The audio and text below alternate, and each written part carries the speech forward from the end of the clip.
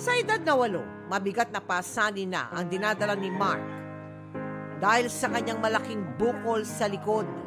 Matapos natin itampok ang kanyang kwento, matagumpay na naoperahan ang kanyang bukol noong Hunyo. Sobra po ma'am na tuwa po ma'am na dahil naalis na po ma'am yun sa kanyang bukol na halos sa 7 taon po ma'am niya na diramdam. Si Messing naman, na mula Ilocos Norte, na may cleft lip at palate, ginugol ang kanyang oras sa paghahanap buhay para maiwasan maging tampulan ng tukso.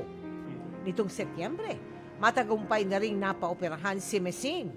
Salamat Dr. Hector Santos at sa Jimmy Kapuso Foundation at naoperahan na po yung anak ko. Si Berto naman na taga Pangasinan, ginagawang parang telescope ang kanyang kamay para makabasa. Bata pa lang kasi ay may katarata na ang kanyang mga mata.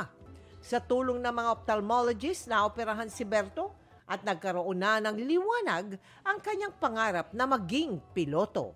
Thank you po, pati po sa doktor ko na nag-opera po sa akin. Luminaw na po kasi mata ko. Thank you po.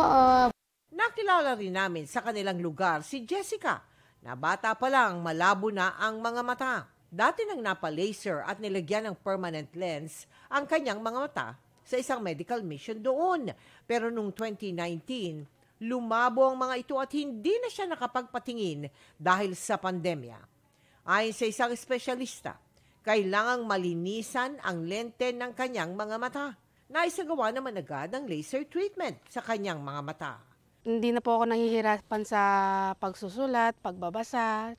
Maraming salamat po sa ating partner doctors, hospital at mga institusyon. Kung nangangailangan ng medical assistance, maaari mag-iwan ng mensahe sa GMA Kapuso Foundation official Facebook page sa ilalim ng aming Kapuso Kalusugan Konsulta Project. Sa mga nais makiisa sa aming mga proyekto, maaari magdeposito sa aming mga bank account o magpadala sa Cebuana Lulier. Pwede ring online via GCash, Shopee at Lazada.